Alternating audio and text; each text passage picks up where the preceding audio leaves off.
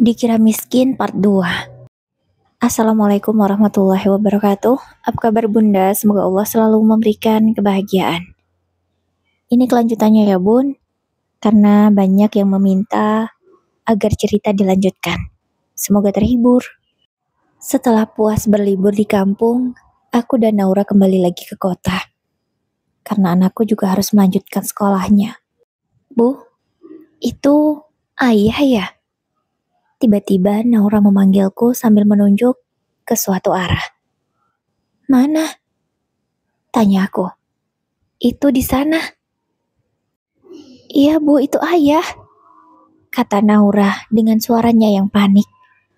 Aku langsung melihat ke arah yang ditunjuk Naura. Iya, itu ayah. Mas Adi, kenapa kamu dipukuli orang?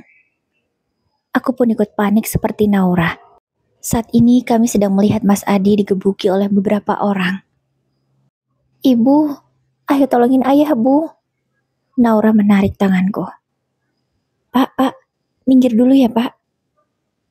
Kataku setelah lampu merah berubah menjadi warna hijau. Baik Bu, jawab sopir taksi. Kini mobil sudah menepi. Naura segera menarik tanganku untuk keluar dari mobil. Ayah! Naura berteriak dengan keras, sehingga beberapa orang yang memukuli Mas Adi berhenti. Mas Adi sudah babak belur, wajahnya lebam-lebam. Naura tanpa ragu langsung memeluk ayahnya. Ayah, kenapa dipukuli orang? Naura berkata sambil menangis. Mas Adi hanya diam. Naura sedari tadi masih memeluk ayahnya itu, namun Mas Adi tidak membalas pelukan anaknya. Aku hanya bisa mengurut dada. Keterlaluan sekali. Jelas-jelas, anak yang selama ini tak ia pedulikan sangat mengkhawatirkannya. Tapi Mas Adi terlihat tidak berempati atau menunjukkan timbal balik. Tidak menunjukkan rasa terima kasihnya. Ayah, ayo pulang. Naura mengajak ayahnya pulang. Sebenarnya ada apa ini? Kenapa kalian memukuli Mas Adi? Tanya aku kepada 3 orang yang bertubuh tegap itu.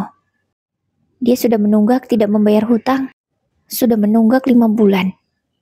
Katanya dengan ekspresi marah, sambil menunjukkan 5 jari ke arahku. Memang berapa hutangnya? Tanya aku lagi. 100 juta. Jawab salah seorang dari mereka. Aku terkejut. Untuk apa Mas Adi berhutang sebanyak itu? Dan kalau boleh kuduga mereka adalah anak buah seorang rentenir. Itu belum termasuk bunganya ya? Katanya lagi. Jadi semuanya berapa kalau sama bunganya? 125 juta. Aku semakin terkejut.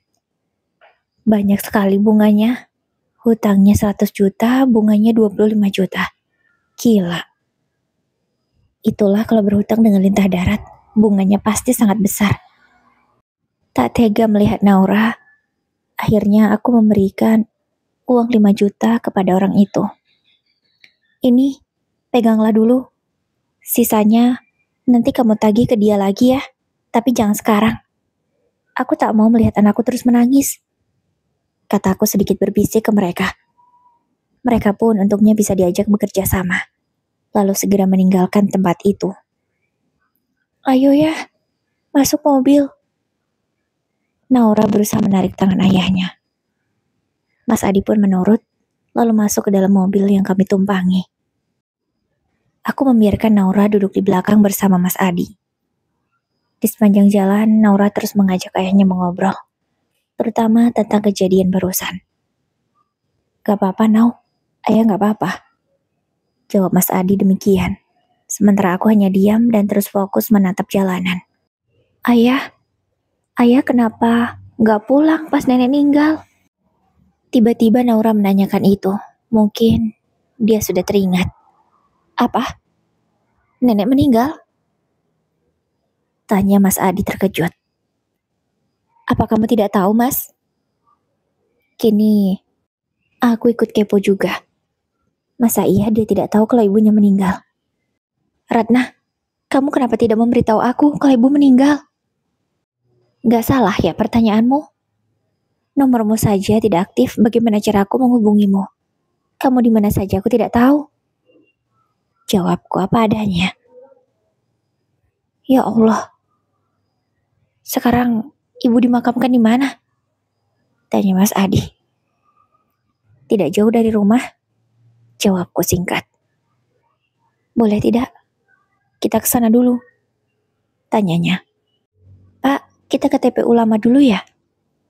Aku langsung memerintahkan supir taksi untuk menuju TPU lama. Sesampainya di TPU, Mas Adi langsung turun. Di dekat mana kuburannya? Tanyanya tidak sabar. Itu yang di ujung sana, di ujung sekali. Ucapku sambil melihat ke arah yang aku maksud. Mas Adi pun langsung berlari menuju ujung. Naura juga mengikuti langkah ayahnya berlari. Mereka tentu sampai duluan daripada aku, karena aku memilih jalan saja. Lagi pula Naura sudah mengejarnya, pasti dia akan memberitahu di mana makamnya. Ibu, maafkan Adi, Bu. Adi sudah gagal menjadi anak, Bu. Maafkan Adi. Mas Adi menangis di pusara ibunya. Kupikir dia tak akan menyesal setelah ibunya meninggal. Ternyata aku salah. Mas Adi ternyata merasa bersalah juga. Percuma kamu menyesali sekarang. Ketika ibu sakit dan aku memberitahu kamu kemana? Kamu tidak mau datang kalau kamu tidak diberikan harta warisan itu. Anak macam apa kamu? Kataku. Aku tahu aku salah. Aku menyesal. Seharusnya aku tidak begitu. Sekarang aku tidak bisa minta maaf sama ibu. Ibu sudah gak ada. Kini Mas Adi menangis lagi. Naura pun ikut menangis karena melihat ayahnya. Sudahlah, tak perlu menangis sampai seperti itu. Lebih baik doakan saja ibumu, supaya tenang di sana. Untuk apa juga menangis? Sudah terlambat. Aku berkata untuk menyindirnya. Karena memang aku merasa geram. Ada anak seperti dia, sedurhaka itu.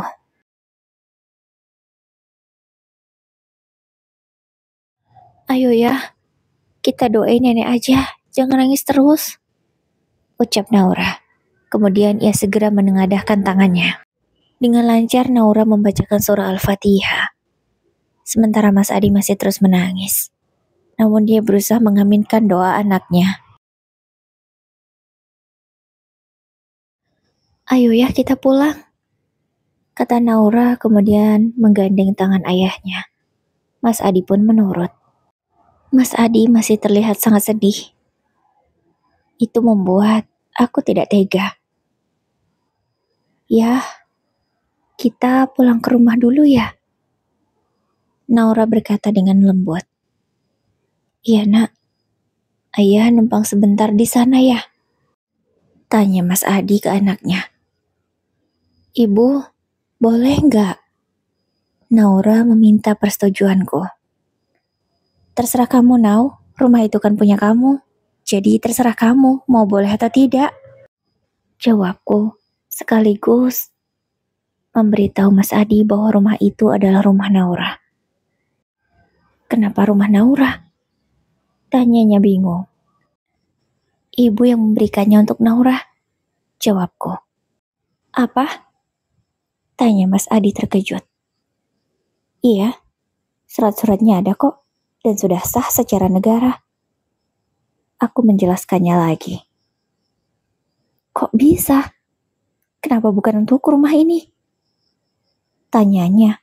Kupikir dia sudah berubah, tapi ternyata keserakahannya terhadap harta masih tetap ada.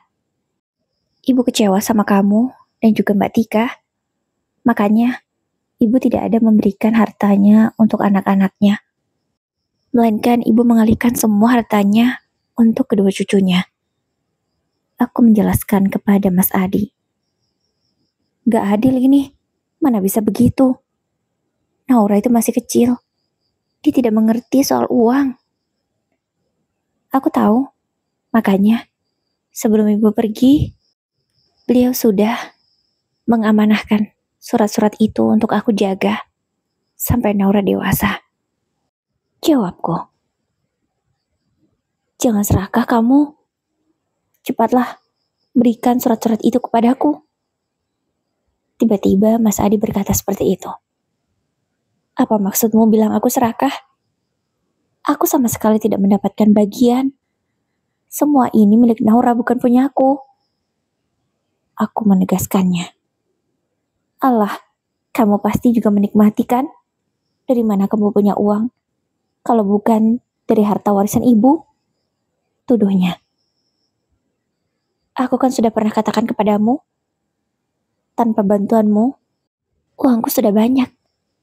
Begitu juga tanpa bantuan ibu. Karena memang aku punya harta sendiri. Tidak sepertimu yang mengharapkan harta dari orang tua. Allah, jangan munafik kamu Ratna.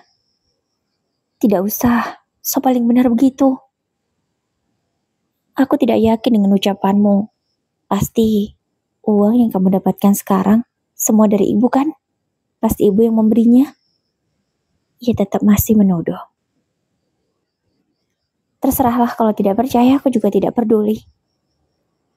Yang jelas, aku tak pernah mengambil uang dari ibumu. Semua yang ibumu titipkan kepadaku akan kujaga dengan baik. Sampai nanti Naura dewasa dan bisa mengelolanya. Sekali lagi aku menegaskan. Dan aku tak akan pernah mengizinkan orang sepertimu mengambil hak Naura. Selama ini saja, kamu tak benar-benar bertanggung jawab tentang anakmu. Enak saja kamu ingin mengambil haknya. Pergilah dari sini, Mas. Kalau kamu hanya ingin membuat masalah. Kupikir kamu sudah berubah, tapi ternyata masih tetap serakah. Pergi. Aku mengusir laki-laki tidak tahu diri itu. Ibu, kenapa ibu mengusir ayah? Tiba-tiba Naura sudah keluar dari toilet. Now, ayahmu ada urusan. Bukan ibu mengusirnya. Kataku berbohong. Aku langsung menatap tajam ke arah Mas Adi. Ayah pergi dulu, Nau. Pamitnya. Kemudian laki-laki itu segera keluar rumah. Bisa-bisanya, harta anaknya sendiri pun mau diambil. Aku harus benar-benar mengamankan surat-surat itu. Untung, aku sudah menyimpannya di tempat yang aman. Beberapa hari kemudian, keluar kamu Ratna, teriak seseorang. Aku segera membukakan pintu, penasaran juga ada apa. Mbak, kalau bertamu yang sopan, ucapku setelah tahu siapa yang datang. Alah, tidak perlu sopan datang ke rumah wanita serakah seperti kamu. Jangan pernah kamu menyembunyikan semua harta milik ibu kami. Cepatlah, berikan surat-surat itu kepada kami. Karena kami anaknya yang lebih berhak, bukan kamu. Kamu itu hanya menantu. Teriaknya. Para tetangga yang mendengar teriakan Mbak Tika pun turut kepo dan keluar rumah. Astagfirullah Mbak, jaga bicaramu. Aku tak pernah serakah dan mengambil harta dari ibumu. Ibumu sudah menitipkan surat-surat itu kepadaku untuk aku jaga sampai cucu-cucunya dewasa. Aku sama sekali tidak mendapatkan harta sedikit pun. Lagi pula, tanpa harta dari ibumu, aku juga sudah kaya. Aku tak butuh. Aku terpaksa berkata demikian agar mereka tahu siapa aku. Allah, jangan sombong kamu. Kamu itu hanya wanita miskin. Kamu saja tidak bekerja. Punya harta dari mana? Asalmu saja dari kampung. Pasti kamu kebanyakan menghayal ya? Kemudian ia tertawa terbahak-bahak. Begitu juga dengan Mas Adi. Ya, kedua anak dari mertuaku itu datang. Aku hanya bisa menggeleng. Terserah kalian kalau tidak percaya. Dan puaskan saja menghina aku.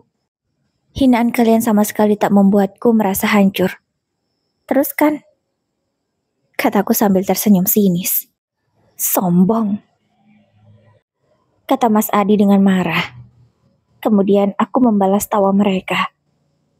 Kalau tidak ada urusan lagi silahkan pergi.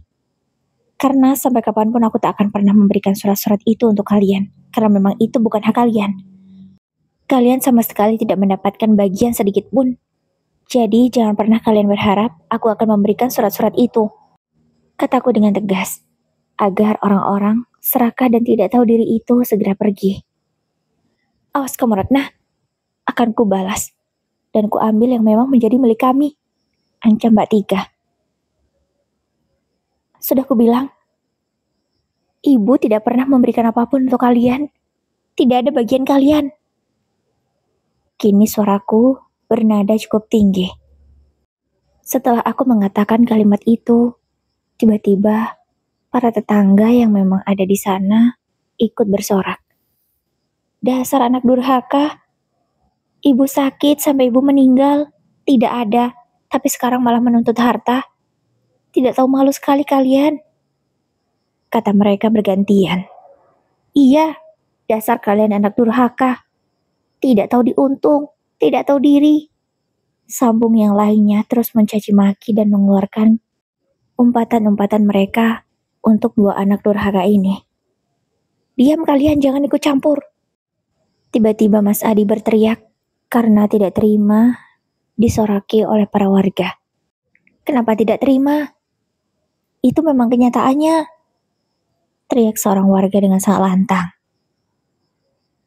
Kemudian warga yang lainnya pun menertawakan mereka.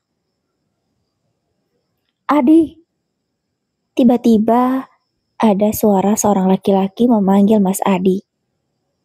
Tentu semua orang yang ada di situ termasuk aku langsung melihat ke arah sumber suara.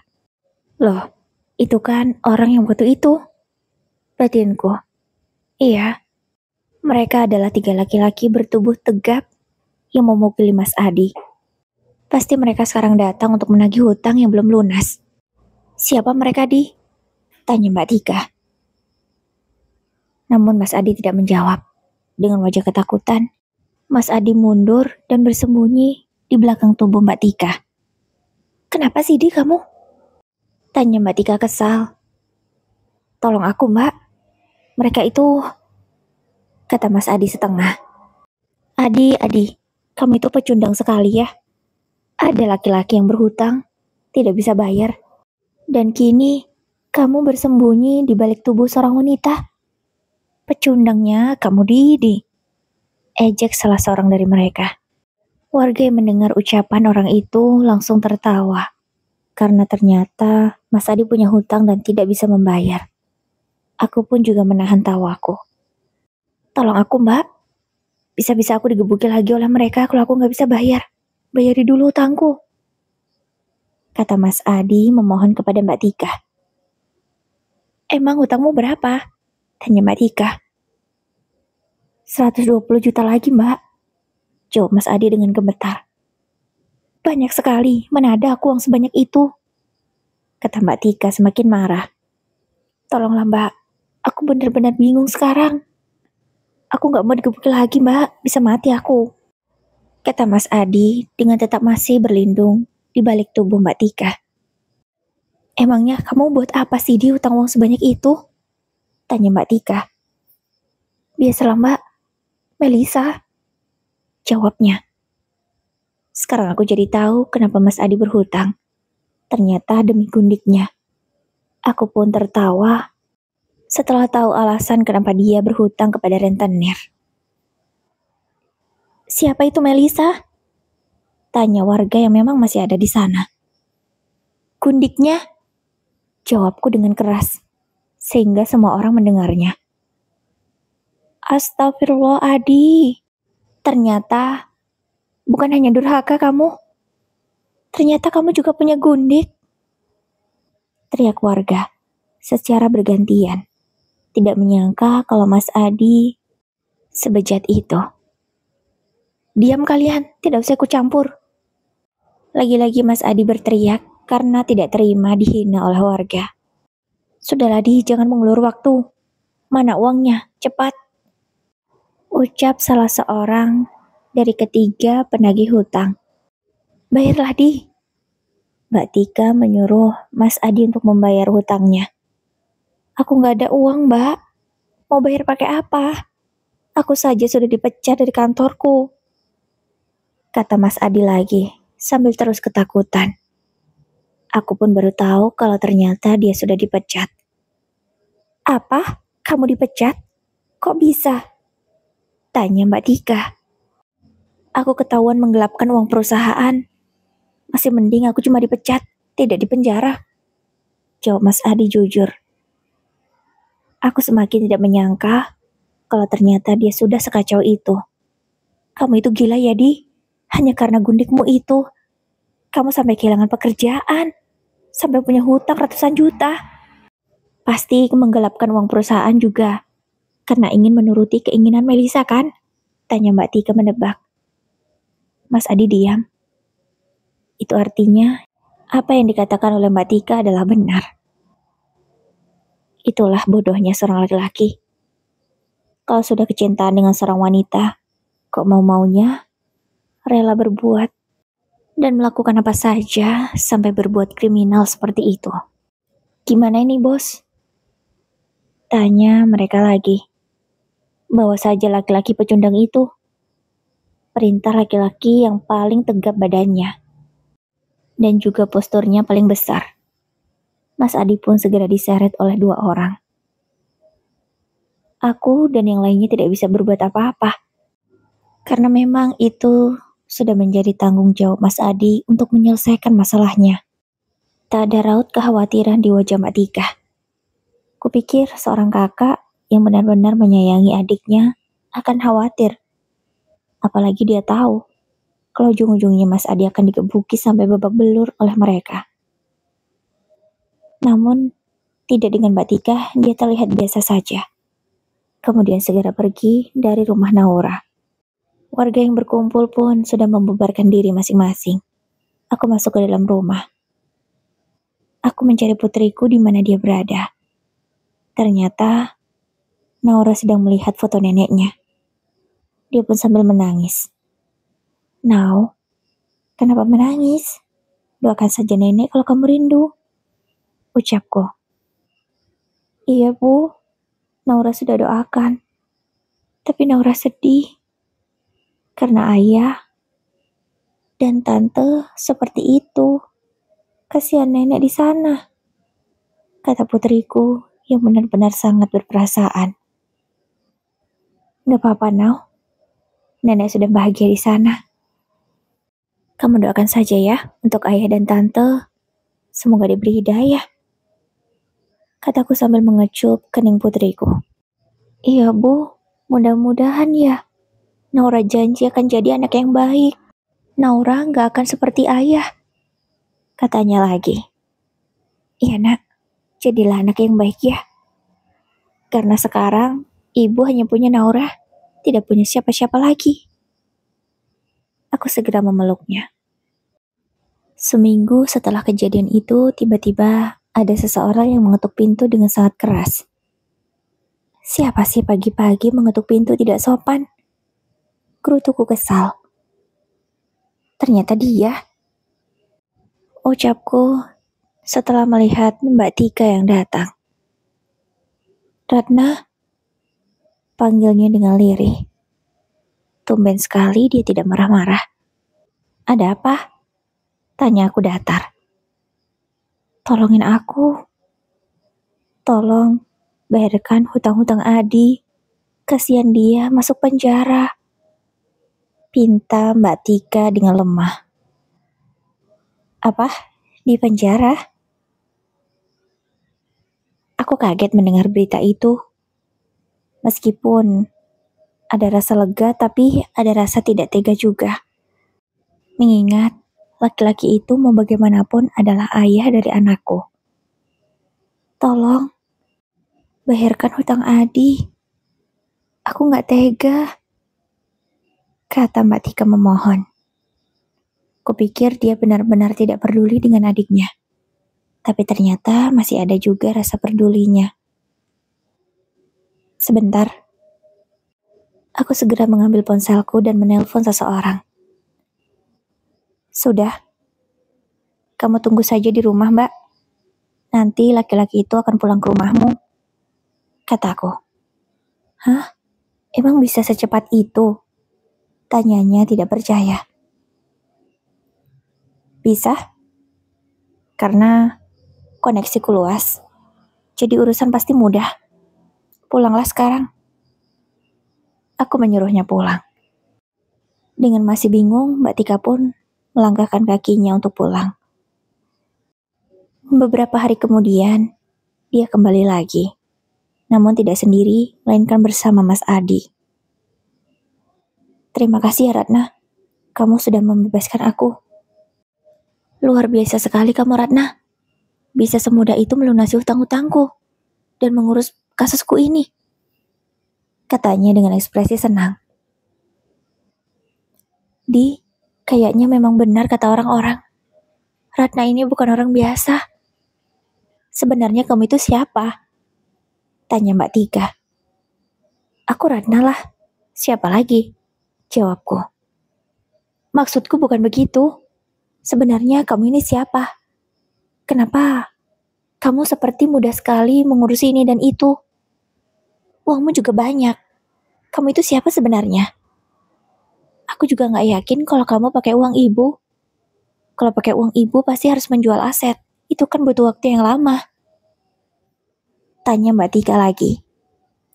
Jadi kalian benar-benar ingin tahu siapa aku? Jawabku. Iya. Jawab Mas Adi cepat. Baiklah. Mari ikut. Masuklah. Perintahku. Iya, aku menyuruh mereka masuk ke dalam mobil baruku. Yang belum lama aku beli. Mobil keluaran terbaru. Tentu mereka pasti sangat terkejut. Ini mobil siapa? Tanya Mas Adi. Mobil ibu ya? Jawab Naura. Mobil ibu? Ini mobil kamu Ratna? Tanya Mas Adi masih tidak percaya. Iyalah, terus mobil siapa? Mana mungkin ada mobil orang lain terparkir di rumah ini? Jawabku. Akhirnya mereka pun masuk, dan aku segera mengajak mereka untuk melihat sebenarnya aku ini siapa. Yang pertama aku datangi adalah salah satu cabang toko sembako yang aku miliki. Itu toko sembako punya siapa? Besar sekali. Sudah seperti minimarket. Apa itu toko kamu? Tanya Mas Adi. Iya, itu tokoku. Kalau tidak percaya, tanyakan saja pada manajernya. Akhirnya Mas Adi turun. Dan setelah sekian lama akhirnya dia kembali. Gimana Di? Tanya Mbak Tika. Beneran Mbak, ini punya Ratna. Jawab Mas Adi. Aku pun hanya bisa tersenyum tipis melihat mereka berdua yang sangat terkejut. Bukan hanya ini, tapi masih ada 4 cabang lainnya. Apa kalian mau melihat semuanya? Tanya aku. Boleh. Aku segera melajukan mobilku menuju ke 4 tokoku yang lainnya. Tidak mungkin cuma ini usahamu. Pasti masih ada yang lain ya? Tanya Mbak Tika. Iya, tapi di kampung. Gak mungkin kan aku ajak sekarang. Kan jaraknya jauh. Emang usahamu di kampung apa? Hanya sawah 10 hektar. Apa? Hanya kamu bilang? Kata Mbak Tika. Mungkin dia terkejut dengan jawabanku. Iya, hanya 10 hektar sawah. Kataku sekali lagi. Iya tante, ayah. Aku sudah diajak ke sawahnya ibu. Memang luas sekali. Jawab Naura dengan polosnya menjelaskan gaya khas anak-anak. Gak nyangka aku Ratna. Ternyata kamu sekaya itu. Kenapa selama ini kamu menyembunyikan dariku? Tanya Mas Adi. Andai kamu menjadi suami yang baik, aku akan jujur. Tapi selama menjadi suamiku kamu tak pernah baik. Jadi lebih baik aku menyembunyikan saja semua itu. Jawabku. Gak bisa gitu dong. Kamu kan istriku. Berarti aku juga punya hak dong atas harta-harta yang kamu miliki. Katanya dengan tidak tahu diri. Kupikir dia berubah, ternyata masih tetap seperti itu. Tidak tahu malu sekali kamu mas berkata seperti itu ya. Harta yang aku punya itu dari orang tuaku. yang aku miliki sebelum aku menikah dengan kamu. Jadi kamu tak berhak sedikit pun, kataku dengan tegas. Tidak bisa begitu, aku akan menggugatnya. Lihat saja nanti, katanya mengancam. Silahkan, mau sampai kamu mati pun, itu tak akan pernah kamu dapatkan. Karena memang itu milikku. Tak ada hakmu di sana. Aku berkata tanpa ada rasa takut sedikit pun. Iya, Di. Mana bisa, Di, kamu menggugat harta Ratna? Selama ini saja kamu tak pernah menafkahinya dengan layak. Bisa-bisanya kamu ingin menggugat hartanya. Gak waras kamu. Aku kaget. Tumben sekali Mbak Tika membela aku, bukan membela adiknya. Kok kamu malah ngomong gitu sih, Mbak? Seharusnya kamu membela aku, bukan membela dia. Aku capek, Di. Membelamu itu malah menyusahkan hidupku. Aku sudah lelah menuruti semua kemauanmu. Aku juga ingin bertobat, Di. Mau sampai kapan aku terus begini? Aku tidak akan lagi menuruti obsesimu itu. Aku juga sadar kalau aku ini salah. Berhari-hari ini aku sudah merenung, Di. Aku memang sudah salah durhaka ke ibu. Setelah dari makam ibu kemarin aku nyesal banget, Di. Kenapa aku gak jenguk ibu waktu itu? Sekarang percuma aku menyesalinya, Di. Aku gak bisa minta maaf sama ibu. Mbak Tika pun menangis. Aku sebenarnya tak tega. Tapi mau bagaimana lagi? Payah kamu, Mbak. Kalau kita pasrah, kita gak dapat apa-apa. Aku juga sudah nanya sama pengacaranya ibu. Memang benar. Harta ibu semuanya diberikan ke cucu-cucunya. Ke Namira sama ke Naura. Dan kita gak berhak, Mbak, untuk menikmati harta itu. Jalan satu-satunya supaya aku bisa punya uang. Dengan menggugat kamu. Kini ia melihat ke arahku. Turun dari mobilku, kataku dengan tegas. Alah, baru segini saja kamu sudah sombong. Aku pun bisa membeli mobil seperti ini. Katanya tidak terima setelah aku usir. Cepat keluar, atau aku panggilkan polisi. Kataku lagi dengan tegas. Mas Adi pun turun dari mobilku, lalu menutup pintunya dengan cara membantingnya sangat kuat. Ratna, maafkan Adi ya, dia sudah kurang ajar. Jangan pernah kamu biarkan Adi mengambil hartamu, Ratna. Dia tidak punya hak. Aku benar-benar banyak dosa sama kamu. Maafkan aku ya, Ratna. Iya, Mbak. Aku sudah maafkan.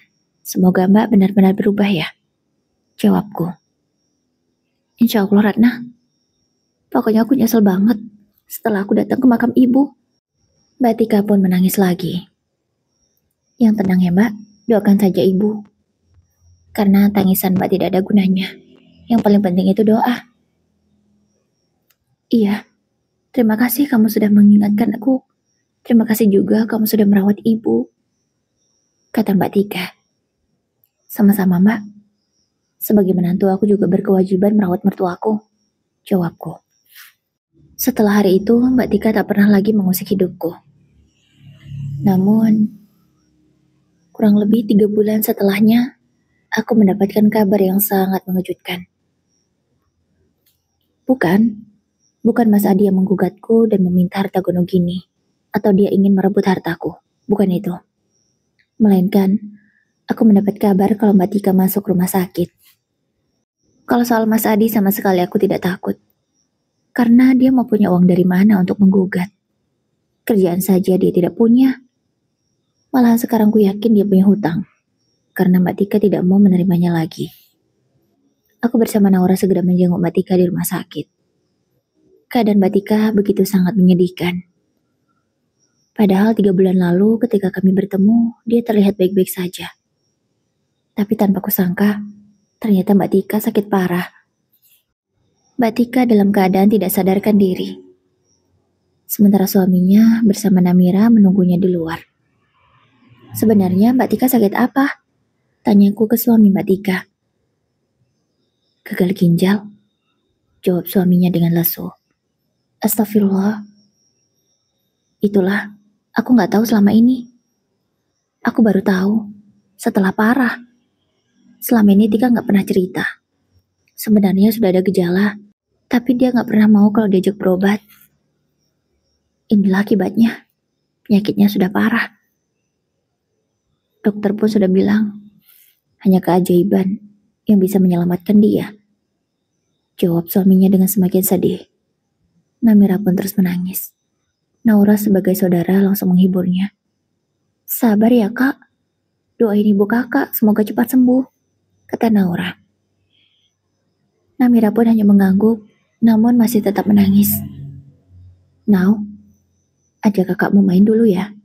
Ini sambil beli es krim, kataku sambil memberikan uang 100.000 kepada mereka. Ayo kak. Namanya anak-anak, sesedih apapun, kalau mendengar kata es krim pasti merasa terhibur. Naura segera menggandeng tangan Namira mengajaknya keluar rumah sakit untuk membeli es krim. Tak lama kemudian mereka sudah kembali.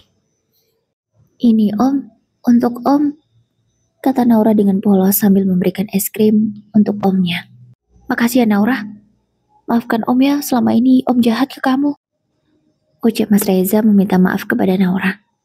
Aku juga minta maaf sama kamu Ratna. Istriku selama ini sudah keterlaluan dan aku membiarkannya, kata Mas Reza lagi. Iya mas, gak apa-apa, aku sudah melupakannya. Sekarang kita pikirkan kesembuhan Mbak Tika ya, jawabku. Ketika aku sedang asik mengajak Naura dan Namira mengobrol, tiba-tiba dokter memberi kabar. Maaf, kami tidak bisa menyelamatkan Ibu Tika. Namira langsung menangis dengan kencang, begitu juga Naura. Mas Reza pun hanya bisa terduduk lemas di lantai. Dia pasti berat menerima kenyataan ini. Setelah pemakaman Mbak Tika, Ratna, aku boleh bicara sebentar? Mas Reza mengajakku bicara serius. Ada apa mas? Tanyaku. Ratna, aku nitip Namira ya. Aku gak bisa terus di sini. Aku janji akan kasih uang bulanan untuk Namira. Aku harus kerja keluar. Di sini aku gak punya kerjaan lagi. Karena, ya kamu tahu sendirilah.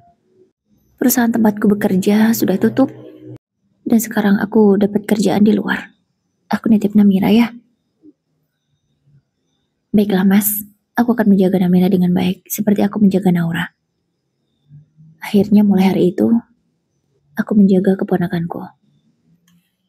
Perlahan-lahan, sikap Namira tidak seperti dulu. Dulu, dia sangat arogan dan ingin apapun yang dia mau dituruti. Tapi sekarang tidak lagi. Dia perlahan-lahan berubah menjadi anak yang baik dan pengertian. Aku terus fokus menjaga tumbuh kembang mereka agar menjadi anak yang sehat, pintar, dan baik. Kini anak-anakku sudah menginjak SMA. Ya, aku tidak lagi menganggap Namira sebagai keponakan melainkan anakku juga. Aku memintanya memanggil ibu, agar sama seperti Naura, agar dia tidak merasa sedih karena sudah kehilangan ibunya. Tidak terasa, usia mereka sudah usia yang pas untuk menerima warisan dari neneknya.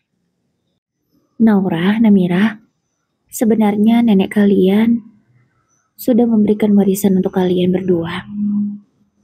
Ini bagian Naura, ini bagian Namira. Semuanya adil dan rata. Tidak ada yang dibedakan.